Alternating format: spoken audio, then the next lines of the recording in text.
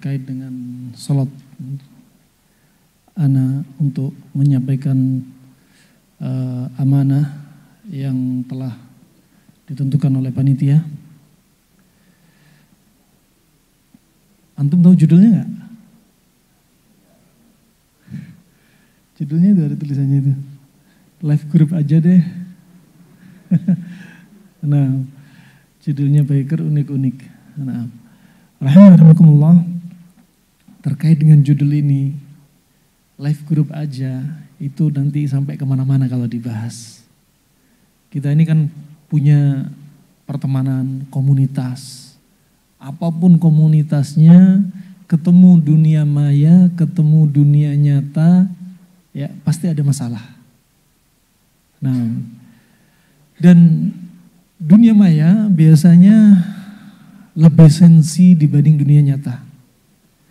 Karena dunia maya nggak ada ekspresi, ya ngomongnya padahal maksudnya bukan yang digambarkan di otak, seperti yang dia bayangin. Padahal ngomongnya ngomong yang halus, kalimatnya halus. Sebenarnya maunya itu nasihatin dia atau guyon, tapi karena nggak ada ekspresi, muka senyum, hanya tulisan, responnya lain. Maka setan mudah sekali untuk masuk pintu-pintu seperti ini. Ya, baru ngobrol dikit, gampang kali live group. Ya, ada pepatah Arab yang sangat cakep, sangat unik. Tudkhul bi amrik wa tukhruj bi amri ghairik. Ya. Kamu itu masuk dengan kemauan kamu sendiri, dan kamu keluar itu dengan kemauan orang lain. Ya, kalau belum paham ucapan mereka, misal seperti tamu. Kita mau jadi tamu ke rumah orang, siapa yang ingin bertamu? Kan kita orang yang bertamu. Makanya ya tadkhul bi amrik. Kalian itu masuk dengan apa? Kehendak kalian. Kita mau bertamu kehendak kita. Nah, tapi kalau sudah ketok pintu, kemudian antum masuk, antum nggak boleh pulang kecuali setelah dapat izin tuan rumah. Takhruj bi amri ghairik. Ya, keluar dari rumah harus minta izin sama tuan rumah dong. Nah, harus minta izin sama tuan rumah. Jangan masuk tuan rumah, Masya Allah ada kulkas dibuka sendiri langsung. Langsung masuk lantai 2. Wah, ini kita punya adab. Maka ketika masuk, kita punya kehendak. Tuan rumah membukakan pintu. Ketika keluar, ya harus minta izin. Nah, sama, antum ketika masuk grup, antum kepingin kadang masuk grup, ya dimasukin ke dalam grup, ya kemudian tiba-tiba ada satu hal yang gak nyenengin antum, keluar aja dari grup. Wah, ini hati-hati, gak pamit, gak apa, padahal di grup 250 orang lebih. Ya, keluar begitu saja, sebelumnya sering ngobrol, ya chatting, tiba-tiba keluar, ini bukan adab. Nah, apapun masalahnya, ya perhatikan baik-baik.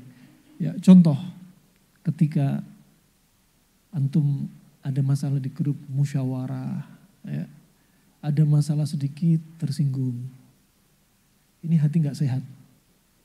Ya, ketika musyawarah, misalkan ada pengurus, ya, ada pengurus, Masya Allah ngasih masukan, masukannya nggak diterima, langsung live. Nah, kemudian subhanallah ada masukan, ya, dia ini masukannya ini apa? Masukan yang nggak cocok dengan syariat, dinasihatin, marah. Live group, ya. Kemudian subhanallah diajak komunikasi, ya, ingin mendapatkan satu tujuan, ternyata apa? Ternyata dia gagal paham dengan apa yang dimaukan dari saudaranya. Live group, coba.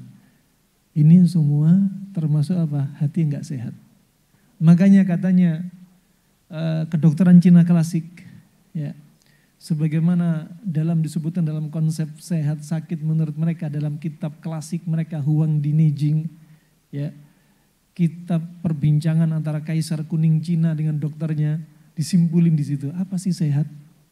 Sehat itu enak makan, enak tidur, enak perasaan. Itu penting.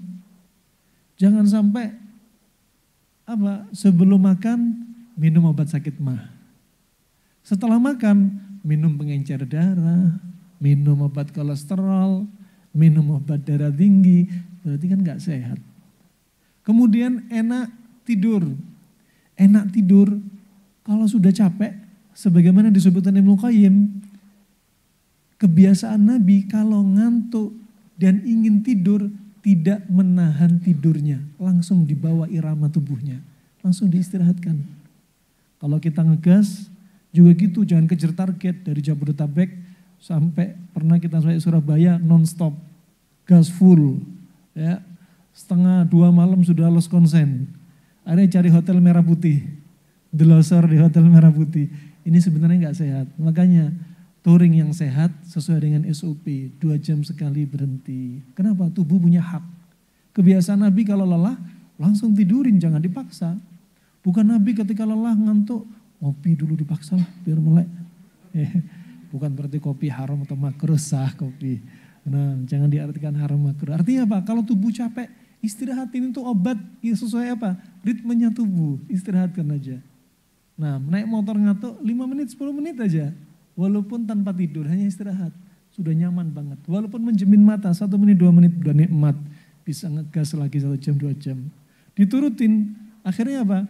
Naik motor sambil merem. Sambil mimpi, I believe I can fly. Gitu. Ya fly-nya sudah masuk, nanti masuk God. Ya. Syukur I believe I can fly masuk surga gitu kan.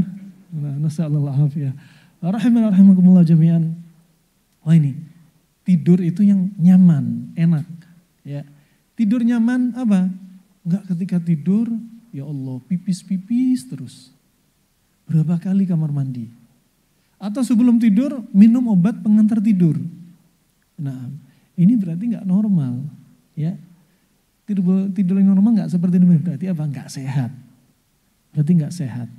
Nah, orang kalau malamnya sering pipis, ciri-ciri ginjalnya sudah lemah. Ya, enggak sehat nih. Nah, makanya ketika touring, usahakan makanan minuman instan. Instan kebalik. Jangan makan minuman instan.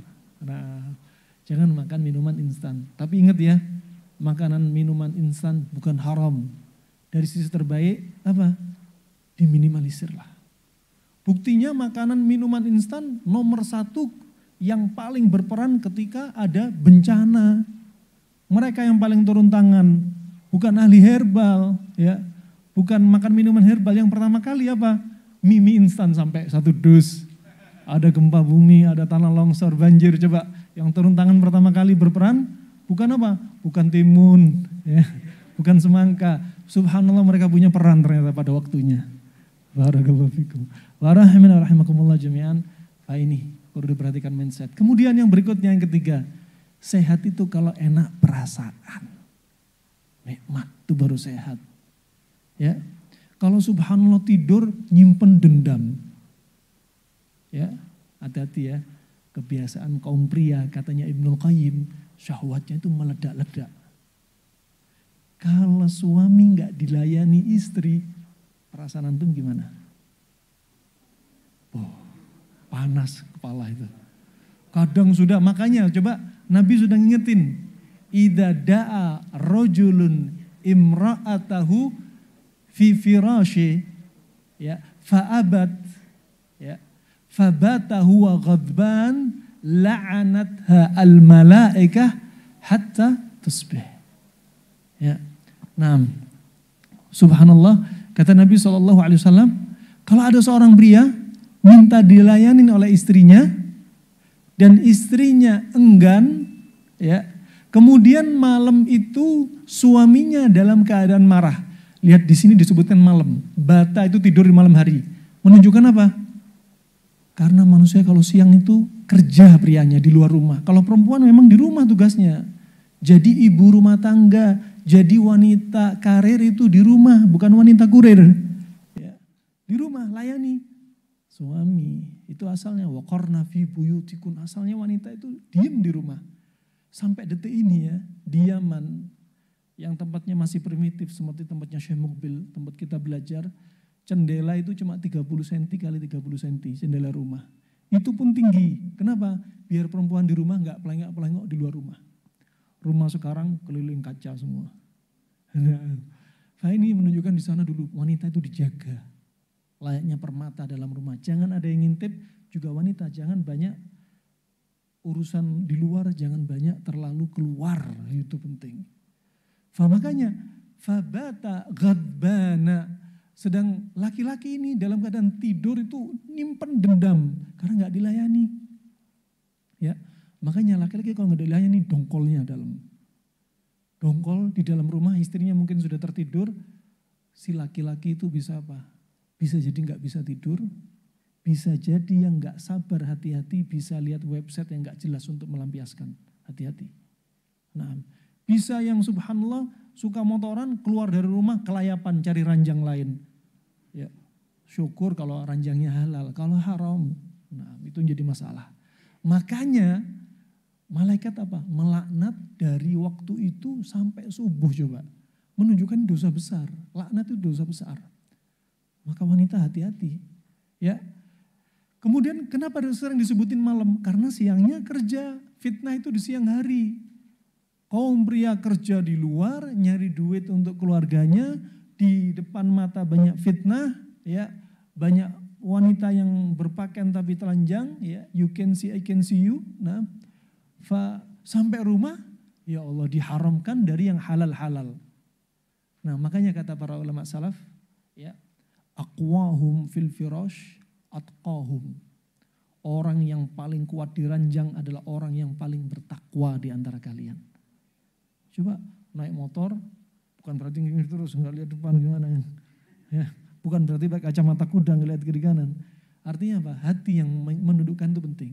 Ya, ketika ada sesuatu yang haram dilihat, jangan dilihat terus. Kan katanya sekali ngelihat nggak kedip-kedip. Nah, gitu kan. Kalau yang hati kuat langsung memalingkan, ya, langsung memalingkan pandangannya.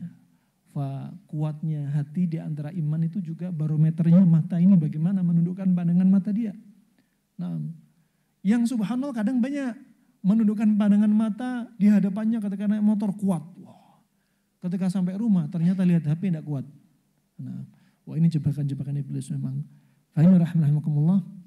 Ya, tadi dendam sama pasangannya udah kayak gitu. Ya, dan di malam hari itu memang subhanallah apa?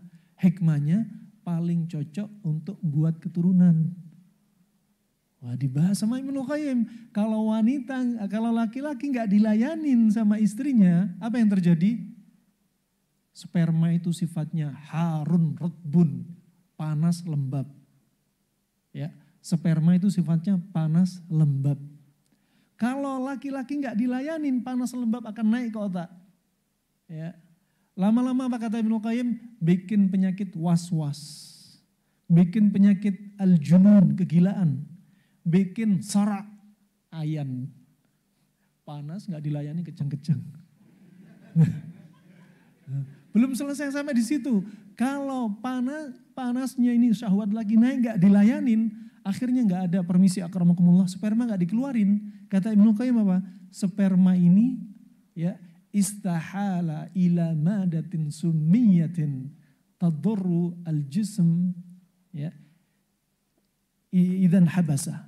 Nah, bahwasanya sperma tadi kalau nggak dikeluarin lama-lama akan berubah menjadi unsur racun dan membahayakan tubuh dia. Keracunan sperma. Dia sendiri keracunan sperma. Nah, laki-lakinya. Kemudian subhanallah kalau nggak dilayanin dalam waktu yang panjang, nggak juga dilayanin, ya. Apa kata Ibnu Qayyim rahimahullah? Akan menyebabkan insidat, saluran sperma sempit dan tersumbat. Makanya pada kaum wanita, kalau perawan nggak nikah-nikah, ya ada sampai perawan umur 40 tahun, jadi perawan terus statusnya, nggak mau nikah. Kadang dilarang sama ibunya, jangan nikah. Karena terlalu selektif mencari suami. Akhirnya apa? Tuba falopinya, salurannya untuk ovariumnya mengecil. Makanya sama dokter perlu ditiup. Nah, dengan alat. Ini contoh. Dan berikutnya yang disebutkan Ibnu Qayyim rahimahullah, efeknya, permisi ya karamakumullah ya, azakumullah, ilmu harus sampaikan. Innallaha la yastahyi 'anil haq. Allah enggak malu untuk menyampaikan al-haq. Apa? Taqallas dzakaru. Ya. Permisi. Itu kodibnya, ya. Terongnya jadinya mengkerut. Kenapa? Karena enggak ada darah yang ngalir ke sono untuk ngasih asupan terus. Makanya bahaya. Orang terlalu sering bahaya, orang kekurangan juga bahaya. Makanya enaknya sedang-sedang saja. Nah, kata Ibnu Qayyim, hubungan intim yang paling bagus itu ketika syahwat sedang memuncak. Kenapa? Panasnya banget, spermanya padat, nggak encer, berkualitas. Tapi kalau jadikan rutinitas terlalu sering, akhirnya apa? Encer, tubuh kelemesan, akhirnya tubuh kering. Yang disebutkan Ibnu Qayyim, tubuh bisa kering. Makanya enak di tengah-tengah. Khairul amr awsatuha. Sebaik-baik perkara di tengah. Kemudian hikmah berikutnya disebutkan Ibnu Qayyim rahimahullah. Hikmah yang berikutnya yang lainnya ketika apa? Ketika hubungan intim di malam hari, potensi untuk bikin anak itu sangat besar. Kenapa? Karena selepas hubungan intim, posisi wanita tidur nggak ada pekerjaan lain. Sehingga sperma lebih ke dalam dan nggak keluar. Lain kalau siang hubungan intim siang-siang, wanita ada aktivitas banyak yang keluar. Nah, itu subhanallah dibahas itu kayak gitu-gitu nggak dibayarin sama apa ahlul Islam, ada hikmahnya. Nah, makanya di sini malaikat melaknat wanita yang nggak ngelayani suaminya di malam hari sampai subuh dilaknat. Di dalam hadits nggak disebutkan kalau nggak ngelayani sampai pagi dilaknat sampai maghrib, nggak ada. Di sini malam. Kenapa? Karena fitrahnya itu mereka tidurnya malam, ya tidurnya malam. Makanya kalau laki-laki nggak dilayanin sama istrinya, akhirnya hatinya sakit, dendam, tidur dalam keadaan benci, dongkol, ya, malaikat sama melaknat. Ya, apalagi nggak dilayani, subhanallah berbulan-bulan. Ada yang nggak dilayani bertahun-tahun, ngelihat yang halal tapi nggak ngerasain yang halal. Ya, daripada seperti ini kondisinya, kemudian ketika dia kerja di siang hari, matanya jelalatan, mending cari ranjang yang lain. Itu penting. Kenapa? Bisa jadi hukumnya poligami wajib kalau sudah kayak gini. Kenapa? Karena akan menjerumuskan kita ke dalam apa? Maksiat. Nah, fa'in rahmatullah. Ya, daripada coba antum terjatuh maksiat mata, telinga, zina mata, zina telinga. Ya. Naudzubillah kalau sampai zina kemaluan itu lebih ngeri. Ya. Bilang ya. Anak dulu sempat bilang juga ke pokoknya ada seorang perempuan lah. Nah, kalau kamu nggak bisa ngelayanin aku, ingat. Kamu nggak izini aku, ingat. Ya. Aku nggak mau mataku berzina kepada Allah. Aku nggak mau pendengaranku berzina karena Allah subhanahu wa ta'ala. Ingat, ada saatnya saya tetap gas dalam keadaan gak perlu izin kamu. Peringatan. Kalau bisa ngelayanin, syukron, jazakillah khair. Kalau gak bisa ngelayanin, ya sudah, bismillah, alafu minkum.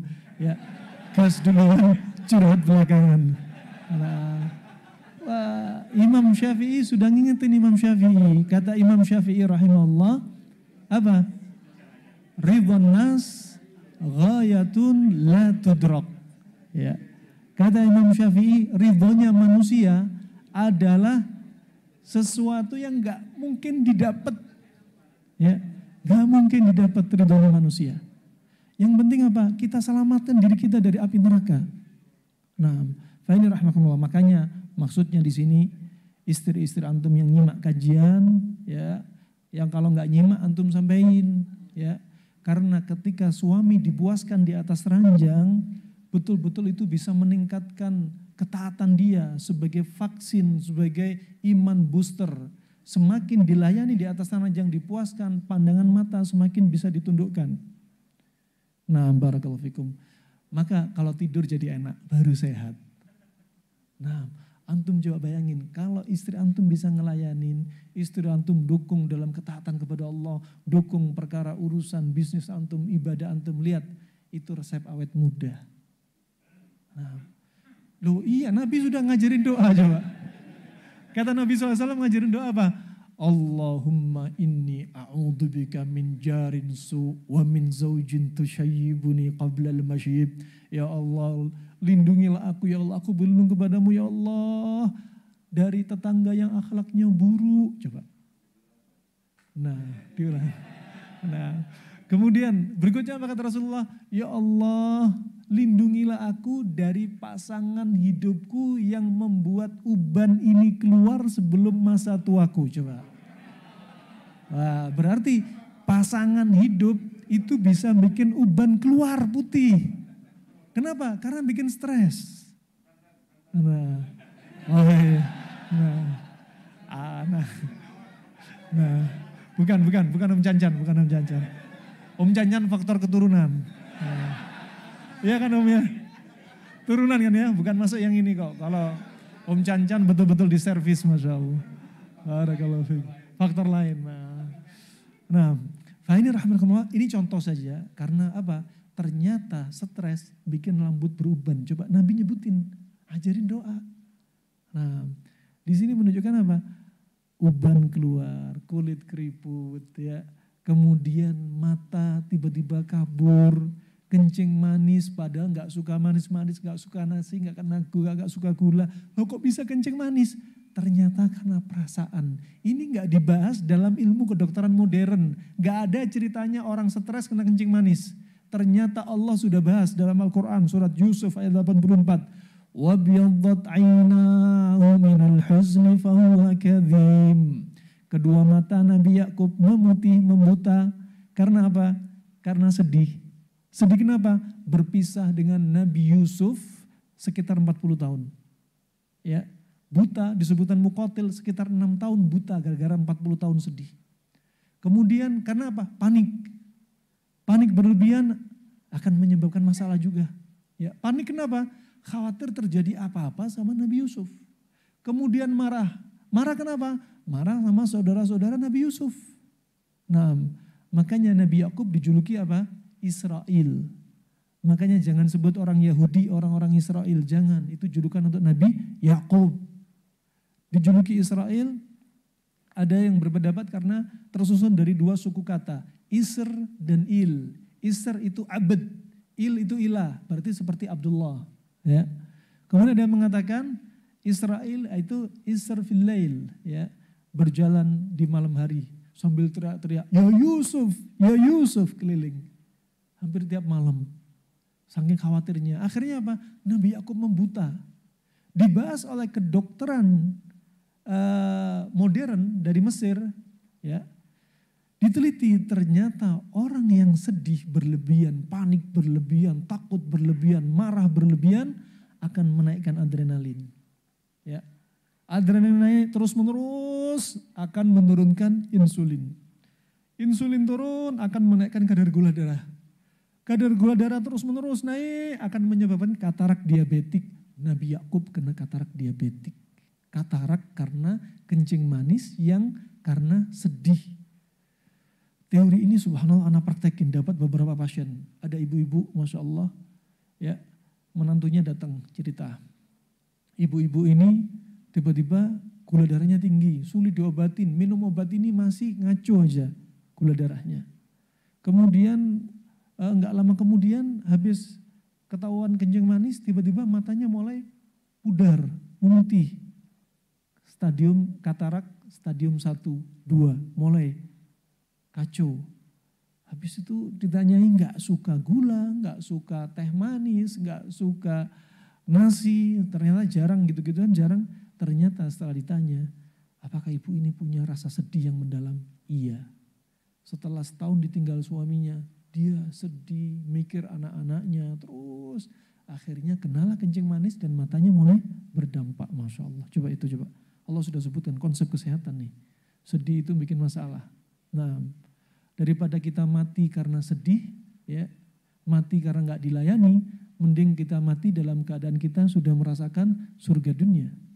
Nah, kalau nggak dilayani sama istri, masih banyak calon-calon istri. Nah, fa itu rahmatullah, fahamin pada istri, ya, ini tolong layani aku dengan baik. Ya, makanya Nabi bersabda, Ala ukhbirukum binisaikum min ahlil jannah. Maukah kalian kukasih kabar dengan istri kalian yang akan menjadi penghuni surga? Dijelasin sama Nabi. Kata Nabi yang pertama, ciri istri kalian jadi penghuni surga. Sampaikan kepada istri kita. Kadang istri kalau dinasihatin, Ustadz, masa kita terus yang kena semprot? Ya. Suami-suami tuh Ustadz kelayapan mulu, gak disemprot. Nah, ini yang pertama disebutkan Nabi SAW, al-wadud. Istri yang sayang sama suami. Sayang sama istri. Antum mau naik motor ngegas, dibekelin makanan. Masya Allah. Antum mau safar ngegas, malamnya dikasih imun booster, dilayanin dulu. Oh itu penting itu, jadi di jalan tuh kuat matanya itu. Nah penting itu. Nah, wah ini istri yang apa? Al-wadud. Sayang sama suami, sayang sama anak. Kemudian al-walud. Istri yang bisa dengan izin Allah, dia subur bisa datengin banyak anak. Jangan nikah sama perempuan, ya sudah punya konsep child free. Gak pengen punya anak, gak apa-apa deh. Kamu child free, aku cari yang lain deh. Dari anak yang lain, dari panggul yang lain gitu. Gak apa-apa. Nah, daripada kamu gak nikah, mending ku nikahi, aku buka mawar 2, mawar 3, mawar 4 gitu kan. Fa ini rahmatullah. Ya, al-wadud. Kemudian al-walud bisa punya banyak anak. Ini penting. Kemudian al-aud, istri yang bisa mendatangkan manfaat kepada suami. Termasuk apa? Enggak menolak di atas ranjang. Itu paling penting karena itu menambah ketaatan. Ya. Mas, aku jangan dipoligami, Mas. Oh ya enggak apa-apa. Ya. Asal kamu bisa melayani aku, asal kamu bisa ngimbangin aku. Ya gitu. Ada orang yang syahwatnya meledak-meledak. Kenapa? Karena businya, apinya terlalu kuat. Ya. Kalau manusia apa? Ginjalnya terlalu panas. Orang ciri-ciri ginjal terlalu panas antum lihat. Dia paling gak mau untuk diem. Ada aja nyapu rumah, nyuci piring, bantu istri, yang aktivitas ada aja. Itu ciri-ciri ginjal panas. Ya, biasanya ada juga rambutnya mulai banyak yang rontok. Kenapa? Saking panasnya naik otak nih. Nah, wah itu harus dikeluarin. Nah, harus dikeluarin. Barakallahu fikum. Fa ini rahmatullah. Ini sebenarnya dibahas. Walaupun bahasanya unik, tapi sangat menarik. Kemudian tadi al-aud bisa melayani suaminya, menundukkan pandangan suaminya. Suaminya bisa menjadi orang yang tambah taat kepada Allah dengan kehadiran istrinya, masya Allah, sholatnya semakin rajin. Ketika sudah adzan, Mas berangkat ke masjid dong, jangan jadi masbuk, ya berangkat, biasakan. Oh itu masya Allah, nasihat. Ini istri soleha. Ingat ya, antum jangan kasih nama anak antum dengan nama masbukin, jangan. Sholatnya nanti jadi masbuk terus nanti. Nah, kemudian alhamdulillah ini jadi istri yang bisa mendatangkan manfaat kepada suami. Ya, sampaikan pada istri untuk bisa selalu melayani. Kecuali jika ada udzur karena dia lelah, sakit, itu udzur-udzur syar'i. Ya, udzur-udzur syar'i. Ya, jadi biasanya alasan suami-suami yang nggak mau poligami alasannya apa? Biar Ustaz, anak cukupkan 1 aja. 1, yang penting rasa 4 cukup bagi saya Ustaz. Dijilat sana manis, dijilat sana ada asam-asam pedas, dijilat sana ya rasa 4 katanya. Nah, wah ini apa? Aslinya nggak mau poligami. Dalilnya istri rasa 4 gitu kan. Wah ini rahmatullah. Nggak usah dibahas poligami lah. Nanti antum lain kali Doro berikutnya nggak boleh hadir sama anak nanti. Baik, barakallahu fikum. Kemudian yang berikutnya, yang keempat, ciri-ciri wanita penghuni surga, allati idza dzulimat qalat hadza yadi fawqa yadik. Ya. Hadza yadi fawqa yadik, ya. Seorang wanita calon penghuni surga, 3 sifat itu biasanya sudah banyak ini istri-istri kita, masya Allah. Wadud, sayang sama kita orang, suami. Walud, bisa datangin anak, alhamdulillah. Kemudian al-aud, melayani suami di atas ranjang, masya Allah. Yang keempat ini agak susah, 1001. Nah, apa itu? Jikalau didolimi sama suaminya, karena suami apa? Ar-rijalu qawwamuna 'alan nisa. Laki-laki itu pemimpin bagi wanita. Jadi Pemimpin bagaimana tuh merasa di atas terus, dinasihatin sama istri nggak mau, ini salah, gagal paham. Nah, merasa pemimpin nggak mau disalahkan, nggak mau dinasihatin, jadi dolimin istrinya. Nah, wah jangan sampai seperti itu. Makanya tabiatnya laki-laki itu seperti pemimpin, dan pemimpin layaknya pemimpin negara itu kalau dinasehatin ada adabnya. Pemimpin negara punya kekuatan, punya pasukan militer. Cara nasihatin mereka, Nabi nggak ngajarin demo, karena itu bukan adab. Makanya tarik tangannya, ajak ngomong diam-diam, nasihatin. Atau kirim surat. Itu nasihat kepada pemimpin, bukan teriak-teriak di atas mimbar, bukan nulis-nulis artikel, bukan. Ya, mereka itu punya kekuatan, punya tank, punya pasukan. Gampang sekali untuk nyerang para pendemo. Dan mereka tabiatnya merasa kuat dan mudah untuk berbuat zalim. Sama, kaum laki-laki sebagai suami, kaum istri hati-hati. Kalau nasihatin suami, lihat waktu. Suami pulang kerja, kemanasan, mata merah, dinasehatin. Oh, keluar apinya nanti mata itu. Telinga berasap. Nah, cari waktu yang asik, tunggu dingin, habis mandi, lagi makan, ngopi, ngobrol. Ya. Bilang ke suami, Mas, aku sebenarnya mau ngomong, Mas, ada yang ingin ku sampaikan. Oh ya deh, silakan. Dadanya udah lebar. Mas, mau nggak nikah lagi? Oh, kaget kan? Oh ya deh, Masya Allah. Wah, ajib dia gitu. Serius dia, serius Mas. Ya Allah, seperti mimpi di siang bolong deh, gitu kan. Tapi dia, beneran nih, bener. Tapi aku punya 3 syarat Mas. Apa aja syaratnya dek? Pertama, dia harus lebih taat daripada aku. Masya Allah, insya Allah bisa diusahakan dia. Terus apa lagi dek? Yang kedua, dia harus lebih cantik daripada aku. Ya Allah, Masya Allah. Yang ketiga, langkai dulu. Nah, gagal dah. Rahimanallah. Istri yang salehah, allati idza dzulimat, jika dia dizalimi, dia berkata apa? Wahai sayangku, ya, ini tanganku, aku pasrahkan pada tangan kamu. Silahkan kau apakan diriku. Aku nggak bisa memejamkan mataku tanpa ridho dirimu. Ya Allah, puitis sekali ini. Ini hadits Nabi SAW ngajarin gimana wanita yang salehah. Dizalimi bukan tambah melotot, buka matanya dia. Suami lagi marah, dibuka matanya tambah melotot. Suami marah, lidahnya tambah tajam. Bukan, ini bukan jadi wanita salehah. Nah, sampai Abu Darda, walaupun sanadnya diperbincangkan kata Syekh Albani rahimahullah, tapi isinya sangat bagus. Kata Abu Darda ketika cerita kepada Ummu Darda, istrinya, wah ini sahabat loh ya. Nah, ya Ummu Darda, idza ra'aitini ghadib faraddini, wa idza ra'aituki ghadba fa'ardik, wa illa lam nastahib. Wahai istriku, kalau engkau lihat aku marah, ridhoilah amarahku. Ya, ridhoilah amarahku. Sebaliknya jika aku melihat kamu marah, aku akan meridhoi dirimu. Kalau enggak, kita enggak bisa jalan bersama. Bimbingan tuh. Nah, makanya jangan jadi suami suka baper. Istri baper, oke. Tapi kalau suami baper, jangan. Nah, suami baper. Ya, suami baper masuk grup, udah cepat keluar. Left aja deh dari grup. Nah, baru dia ngobrol, left. Dimasukin lagi, mau ngomong lagi. Ada masalah dikit, left lagi. Masukin lagi, left lagi. Dan gak ada habisnya. Syuf, positive thinking selalu. Nah, jangan sampai kita tidur dalam keadaan kita dendam.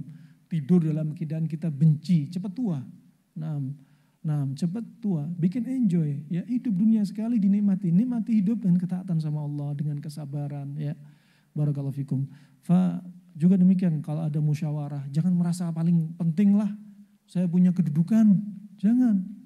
Ketika ada masalah ya di grup, tetap jaga lisan dari mengucapkan kata-kata kotor.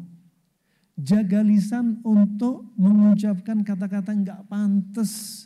Kata-kata sebelum hijrah, ya disebutin nama-nama hewan, jangan. Ya, apalagi Surabaya khas itu dengan 3 kata itu, 3 huruf. Ya, tangannya O, belakangnya bintang gitu ya. Wah ini bahaya ini. Nah barakallahu fikum. Bu yang enak gitu loh. Coba orang Arab, coba di Arab memang sudah uruf. Kalau ada marah sama teman, ya apa jawabannya kita ketika teman marah? Gak keluar kata-kata hewan-hewan tadi. Aslahakallah. Semoga Allah perbaiki diri kamu. Kan ajib, asyik. Ya, mau ngobrol kita sama orang. Bah, rencana kita touring kemana bah? Habis ini kemana bah? Allah yahfadzuk. Gitu kan asyik kan ngomong. Tambahi doa, semoga Allah menjaga kamu. Coba sering bacain doa sama teman kita. Apa sih artinya kata-kata hewan tadi? Gak nambah kecuali dosa kita, walaupun itu dosa kecil. Nah, nasallallahu afiyah. Fa ini ya perlu diperhatikan ya. Tahan jiwa ya. Kata Rasulullah apa? Laisa syadid bisra'ah.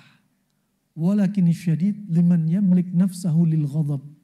Bukanlah orang yang kuat, jantan itu bisa mengalahkan musuhnya. Tapi orang yang kuat itu ketika dia mampu menahan amarah, ketika marah ditahan, itu baru orang kuat. Ya, banyak orang masya Allah latihan fitness, Wira, latihan fitness. Ayo, bentuk tubuh masya Allah latihan fitness. Ya, latihan fitness masya Allah itu penting. Badan kuat tapi hati juga harus kuat. Ya. Jangan sampai tubuh Masya Allah mukarrak itu bentuk tubuh gitu ya. Kuat tapi tersinggung dikit. Lah, mudah baper, mudah marah jangan. Ya, ini enggak kuat. Kuat hati, kuat fisik. Ya, ada sebaliknya orang yang Masya Allah. Ya, kalau dalam teori klasik orang yang Masya Allah badannya gelambir-gelambir, gemuk-gemuk gitu. Lihat sifatnya dingin. Diajak ngobrol enak, adem, kenal. Barakallahu fiik. Coba lihat, ini disebutkan dalam kedokteran Cina. Antum lihat, ada orang nih berdiri, badan kurus, tapi perut nyemplik. Nah, itu disebutkan dalam teori Cina apa? Ini ciri-ciri orang yang nyimpan dendam, banyak amarah. Kalau ada orang left group, lihat bentuknya. Ya. Bener nggak ini? Konsep ini benar nggak? Nah, oh iya, ternyata dia lagi ada dendam. Antum lihat, contoh-contoh diagnosa klasik. Antum lihat orang yang nyimpen dendam, nyimpen amarah, suka panik, suruh julurin lidahnya.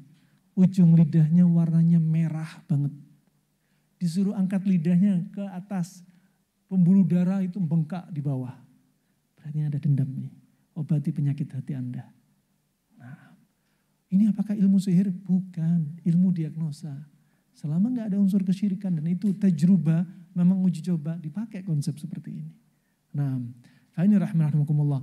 Wah, orang yang karena sedih, orang karena marah, kenapa rambutnya sering keluar putih, ya? Kenapa sampai terjadi buta di mata? Kalau teori kedokteran klasik dan teori Cina, kalau teori kedokteran modern karena apa? Karena adrenalin naik sehingga mata Nabi Yakub buta tadi, ya, karena 40 tahun sedih berpisah dengan Nabi Yusuf, hampir 40 tahunan, 6 tahun buta. Karena apa? Karena adrenalin naik, insulin turun, gula darah naik, terjadi katarak diabetik, memutih kedua matanya. Adapun dokter Cina dan dokter Arab bahas dengan konsep yang lain. Ginjal ini layaknya busi, jantung itu layaknya karburator, bensin layaknya darah. Karburator dan bensin gak akan berfungsi kalau gak ada listrik dari busi. Dan busi dalam tubuh kita adalah ginjal. Ketika ginjal ini sudah terlalu banyak dibuang apinya, maka saat itu businya semakin redup. Sehingga aliran api ke jantung semakin sedikit. Makanya darah ke mata berkurang. Darah ke otak berkurang. Darah ke telinga berkurang. Antum lihat kalau orang ada masalah anxiety disorder, cemas, panik berlebihan, orang kena GERD, antum lihat.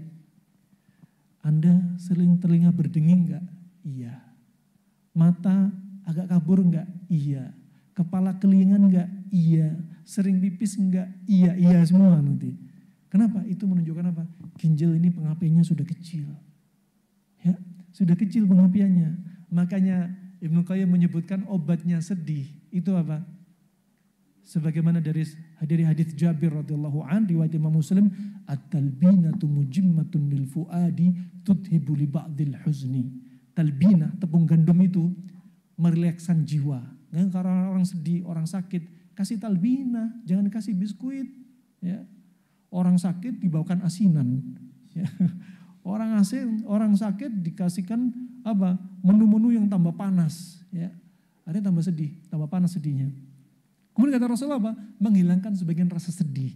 Gandum sifatnya dingin, sedih sifatnya panas, plus gandum ini sebagai tonik bagi ginjal, nguatin ginjal, coba ajib. Nah, jadi pengapian ginjal ditambah sama talbina, subhanallah. Maka dari itu rahmatullah, jangan suka baperan, jangan suka ngambekan, jangan suka marah. Ya, kalau kita melihat satu kekurangan dari saudara kita di grup, ngobrolnya aneh-aneh, ya, dengar di sena aneh-aneh, dimaklumi. Ya. Lihat kebaikannya yang begitu banyak daripada satu yang membuat antum nggak suka. Lihat kebaikannya, ya Allah, dia melayani kita, masya Allah, baiknya ya Allah. Nah, kalau satu yang nggak suka, jangan subhanallah jadi besar-besarin. Jadinya apa? Udah cepat pisah. Kalau kita mau cari teman yang perfect, nggak akan kita punya teman. Ya, ana punya kekurangan, teman-teman antum juga punya kekurangan. Jangan lihat kekurangan, lihat kebaikannya yang sudah mendatangkan kebaikan pada antum tuh banyak, bagaikan lautan. Jangan gara-gara satu tetes kejelekan saudara kita dijadikan satu tetes ini apa? Dijadikan tetesan yang sangat banyak. Jangan lupain tuh semua dah.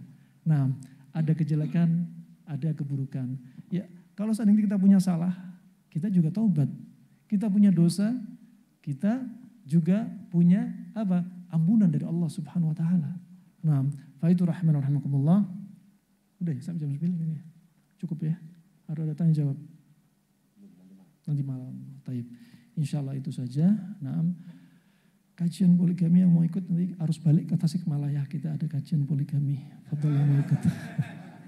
Ikut gas dulu ke sana. Insyaallah itu aja yang bisa Ana sampaikan. Harap dimaklumi atas segala keterbatasan Ana. Jika ada salah ucap dari Ana, kasih udzur. Ya. Jika ada benarnya dari Allah semata. Sekali lagi, kajian itu bukan niat nyindir siapapun. Kajian itu untuk diri Ana pribadi. Untuk si penasehat dulu, untuk menyampaikan nasihat, baru untuk antum silahkan dikonsumsi. Ya. Kalau ada masalah, hilangkan masalah di antara kita.